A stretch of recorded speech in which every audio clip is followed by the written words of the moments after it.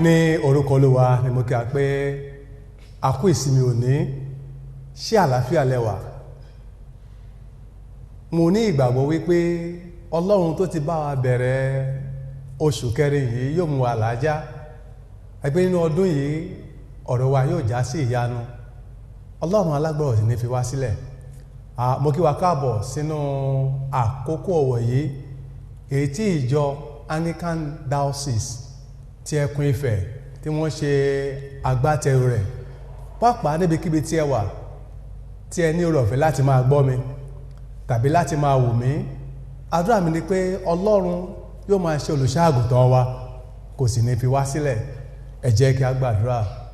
Ọlọ́run ayérayé, ajúbà rẹ, a gbé ọ̀gá nítorí pé ìwọ ni Ọlọ́run alágbára jùlọ. Ìwọ ni ọba àwọn ọba, olúwa àwọn olúwa. Fún oore ọ̀fẹ́ tí a ní láti di ọjọ́ òní, bàbá mímọ́, ẹ gbọ́ ọpẹ́ wa. Olúwa, gba ìyìn wa. A bẹ̀ ọ́ nínú àánú rẹ bí a ti ń lọ sínú ọ̀rọ̀ rẹ. Jésù ọmọ Ọlọ́run, ẹ wá mèsì wa. Ìwọ ni ọ̀rọ̀ tó ti wà ní àtètèkọ́ṣe. Jésù jọ̀wọ́, ọ̀rọ̀ tá ò gbọ́ lónìí jẹ́ ó tún ayé wa ṣe. Ní ìparí ohun gbogbo ìrìn àjò wa láyé yìí, má jẹ́ ó mú ẹkún dání Olúwa o. Jọ̀wọ́ ní ìjọba rẹ, jẹ́ á gbọ́ ohùn náà tó ìpè káàbọ̀ ọmọ ọ̀dọ̀ rẹ bọ́ sínú ayọ̀ rẹ. Èyí la fi ìgbàgbọ́ béèrè nípasẹ̀ Jésù Kristi Olúwa wa. Àmín. Kókó tí a fi ru ìgbàgbọ́ wa sókè ní àkókò yìí, ohun mo pè ní Jésù olùṣọ́-àgùntàn wa nípasẹ̀ májẹ̀mú ayérayé. Jésù olùṣọ́-àgùntàn wa nípasẹ̀ májẹ̀mú ayérayé.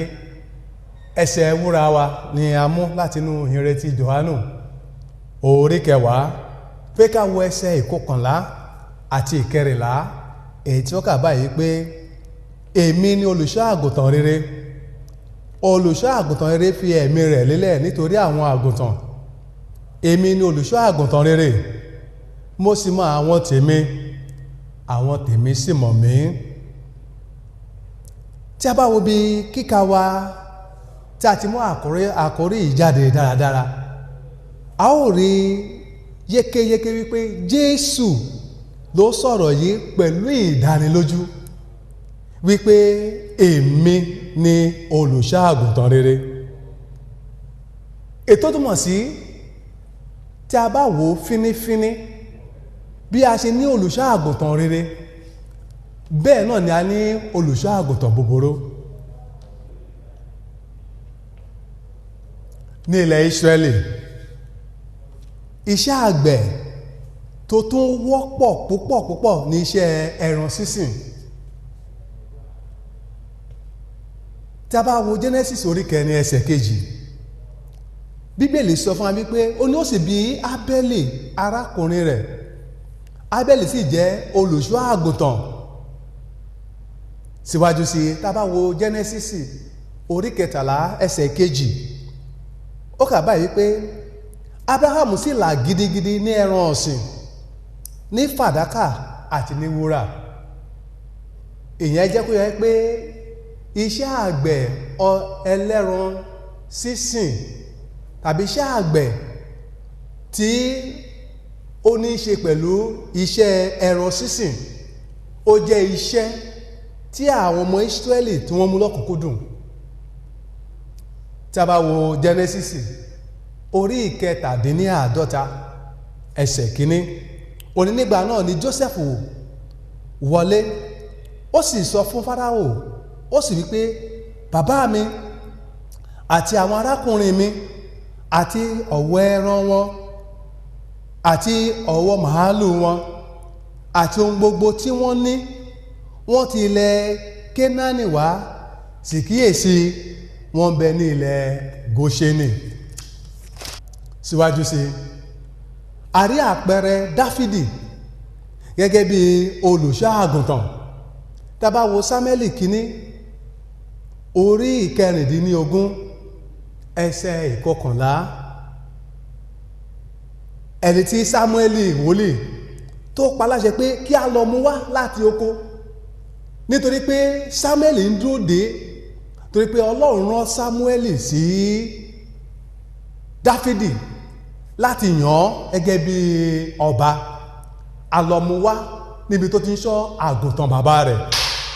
Nítorí náà Dáfídì ó jẹ́ àpẹẹrẹ olùṣọ́ àgùntàn. Síwájú sí mo ṣe sọ ṣáájú, mo ní oríṣi olùṣọ́ àgùntàn méjì ló wà. Àkọ́kọ́ mo pè ní olùṣọ́ àgùntàn rere, èkejì ní olùṣọ́ àgùntàn búburú. Ẹ jẹ́ kí n sọ̀rọ̀ díẹ̀ lórí olùṣọ́ àgùntàn búburú. Tí a bá wo ìwé wòlíì Èzíkẹ́lì orí 24, tá bá wò láti ẹsẹ̀ kínní, Èzíkẹ́lì orí 24, ó ní ọ̀rọ̀ Olúwa sì tọ̀ mí wá wípé, ọmọ ènìyàn, sọ tẹ́lẹ̀ sí àwọn olùṣọ́ àgùntàn Ísírẹ́lì, sọ tẹ́lẹ̀ kí o sì wí fún wọn pé, báyìí ni Olúwa Ọlọ́run wí fún àwọn olùṣọ́ àgùntàn pé, ègbé ni fún àwọn olùṣọ́ àgùntàn Ísírẹ́lì tí ń bọ́ ara wọn. Àwọn olùṣọ́ àgùntàn kì í bá bọ́ ọ̀wọ́ ẹran. Ọ̀rọ̀ Ọlọ́run kọjá sí wọn nítorí pé lóòótọ́ ni wọ́n jẹ́ olùṣọ́ àgùntàn, ṣùgbọ́n olùṣọ́ àgùntàn búburú ni wọ́n. Ẹsẹ̀ kẹta yẹn ó wá fìdí rẹ̀ múlẹ̀, ó ní ẹ̀yin jẹ ọ̀rá, ẹ sì fi irun àgùntàn bóra, ẹ pa àwọn tí ó ṣọ́ra, ẹ kò bọ́ agbo ẹran. Àwọn tó yẹ kí wọ́n máa fi ọ̀rọ̀ Ọlọ́run bọ́, òní wọ́n ń pàjẹ́. Àwọn tó yẹ kí wọ́n máa fi ọ̀rọ̀ Ọlọ́run kọ́ fi máa gbèrò, ni wọ́n fi ọ̀rọ̀ Ọlọ́run ni wọ́n fi ń ṣì wọ́n lọ́nà. Wọ́n wá darí wọn kúrò níwájú Ọlọ́run alààyè.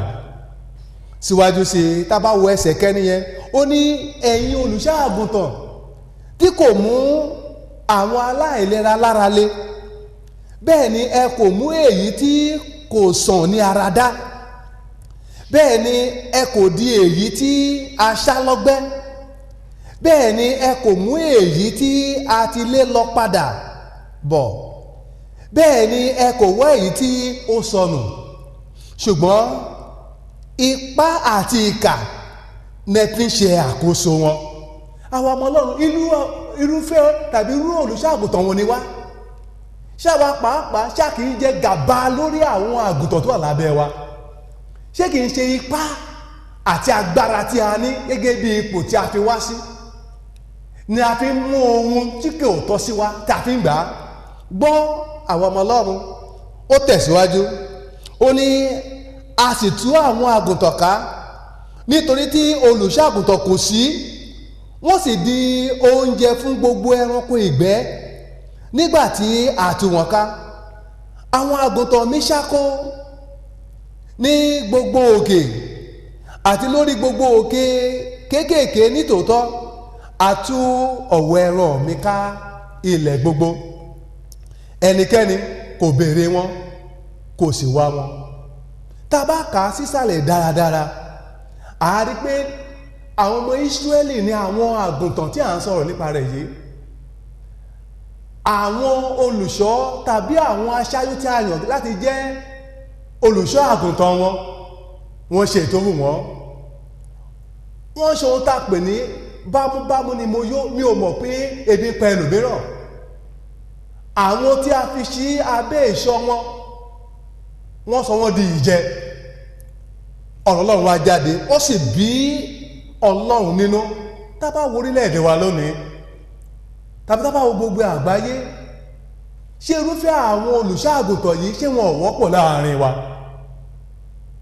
Ìwọ ọmọ Ọlọ́run, irú olùṣọ́ àgùntàn ìwọ náà jẹ́. Síwájú sí tí a bá wò dáradára, àti rí olùṣọ́ àgùntàn búburú, bẹ́ẹ̀ ni mo sọ fún ayé pé olùṣọ́ àgùntàn rere wà. Tí a bá wo Sáàmù 100 ẹsẹ̀ 3, ó sọ fún wa, ó ní àwa ni àgùntàn pápá rẹ̀, Ọlọ́run ni olùṣọ́ àgùntàn wa. Tí n bá bèèrè lọ́wọ́ wa pé ta ni olùṣọ́ àgùntàn wa, tá bá wo Sáàmù 23, Psalm 23, a ó rí níbẹ̀ pé iṣẹ́ ńlá ni olùṣọ́ àgùntàn, iṣẹ́ ńlá ni wọ́n ṣe. Psalm 23 yẹn sọ fún wa, ó ní Olúwa ni olùṣọ́ àgùntàn mi. Ta ni ìwọ náà fi ṣe olùṣọ́ àgùntàn rẹ? Ta ni bàbá ìsàlẹ̀ rẹ? Ta ni ẹni tó ń lùlù fún ọ tó ní kó máa lọ? Ta ni olùṣọ́ rẹ? Ta ló fi ìgbẹ́kẹ̀lé rẹ sí? Ó ní Olúwa ni olùṣọ́ àgùntàn mi. Ó ní èmi kì yóò ṣe aláìní. Ó ní ó mú mi dùbúlẹ̀ ní pápá oko tútù. Nígbà tá a bá fi Ọlọ́run ṣe ìgbẹ́kẹ̀lé wa gẹ́gẹ́ bí Psalm 125 sọ fún wa, ó ní àwọn tó bá gbẹ́kẹ̀lé Olúwa yóò dàbí òkè Síónì tí a kò lè ṣí ní ìdí ṣùgbọ́n tó dúró láéláé.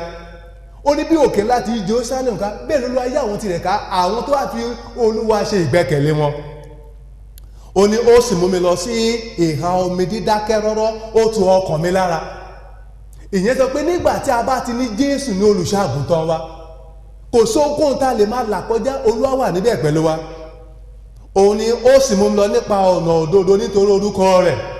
Ó ní nítòótọ́ bí mo tilẹ̀ rìn láàárín àfonífojìjì ikú, ìyẹn pé pẹ̀lú ohunkóhun tá a lè máa là kọjá. Bíbélì sọ fún wa nínú ayé yìí, ó ní a ó rí ìpọ́njú ṣùgbọ́n ká tújú ká lọ́gbọ̀n ti ṣẹ́gun ayé fún wa. Ó ní èmi kì yóò bẹ̀rù nítorí tí ìwọ wà pẹ̀lú mi. Ó ní ọ̀gọ́ rẹ àti ọ̀pá rẹ wọ́n tù mí nínú.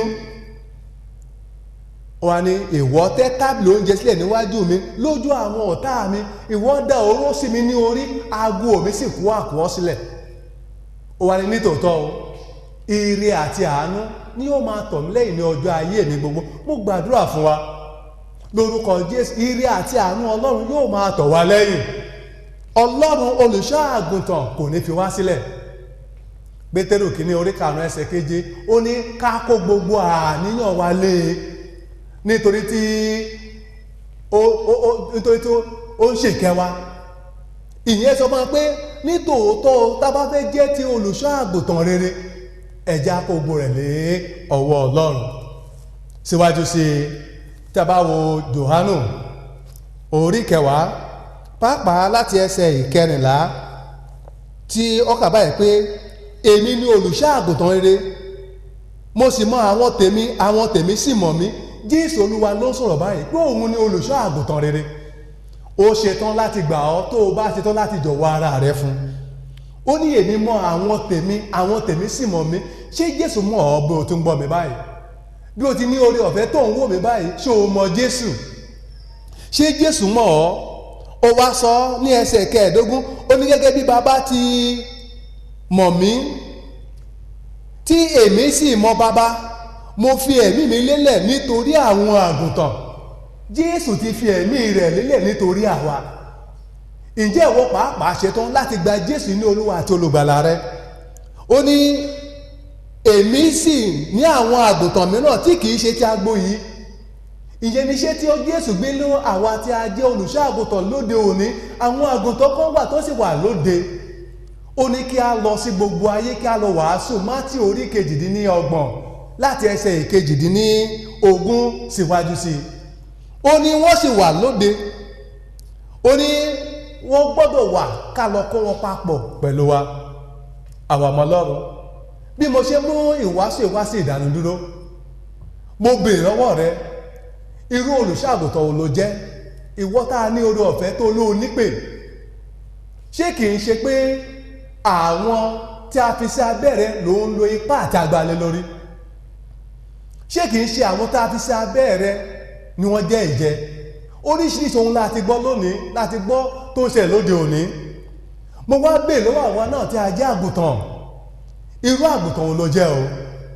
Jésù sọ̀rọ̀, ó ní mo mọ àwọn tèmi wọ́n sì mọ̀ mí. Tá bá wo ìhìnrere ti Mátíù orí 15 pàápàá ẹsẹ̀ 22, Matthew chapter 25:32, ká gbọ́ ohun tí ọ̀rọ̀ Ọlọ́run tó sọ fún wa. Ó kà báyìí wípé níwájú rẹ̀ ni a ó sì kó gbogbo orílẹ̀-èdè jọ, yóò sì yà wọ́n sí ọ̀tọ̀ kúrò nínú àwọn gẹ́gẹ́ bí olùṣọ́ àgùntàn ti ya àgùntàn rẹ̀ kúrò nínú ewúrẹ́. Ṣé ewúrẹ́ ni ọ́ ni tàbí àgùntàn? Àwọn tó bá ti fi ayé wọn fún Jésù, ewúrẹ́ ni wọ́n o. tabade kà sí ìsàlẹ̀ sí oní ibi tí wọ́n ń lọ. Àdúrà mi ni pé ẹnìkọ̀ọ̀kan wa nílé ológo ohun mi ò mọ̀ rí kò ní fọ̀ sí wa. Nítorí náà mo fẹ́ kó o ní ìdánilójú yìí pé Jésù ni olùṣọ́ àgùntàn rere. Òun ló fi ẹ̀mí rẹ̀ lélẹ̀ nítorí tèmi àti tìrẹ. Ẹ jẹ́ kí a gbàdúrà. Bàbá dúpẹ́ lọ́wọ́ rẹ fún ọ̀rẹ́ tó ti bá wa sọ. Òní ìwọ ni olùṣọ́ àgùntàn rere. Olùṣọ́ àgùntàn rere a sì máa darí àwọn àgùntàn rẹ̀ síbi tó lọ́ràá, síbi tó dára. A bẹ̀ Olúwa, darí wa sí ìjọba rẹ Olúwa. Iṣẹ́ wa láyè nígbà tó bá dópin, omi ò mọ́ ní má jẹ́ ó fọ̀ sí wa. Gbogbo àwọn àgùntàn tó sì wà lẹ́yìn agbo, Olúwa fi ọwọ́ tọ́ wọn. Jésù mú wọn wọnú agbo yìí. Oríṣiríṣi àwọn olùṣọ́ àgùntàn tó ti di ìkókò, Olúwa lọ bá wọn sọ̀rọ̀. Jésù ẹ lọ fi ọwọ́ tọ́ ọkàn wọn. Ní ìparí ayé ẹnìkọ̀ọ̀kan wa ní ìjọba rẹ, a gbàdúrà omi ò mọ́ ní má má jẹ́ ó fọ̀ sí wa. Èyí la fi ìgbàgbọ́ béèrè nípasẹ̀ Jésù Kristi Olúwa wa. Àmín. Lẹ́ẹ̀kan sí, má ṣe gbàgbé pé Jésù ni olùṣọ́ àgùntàn rere. Àlàáfíà fún ọ.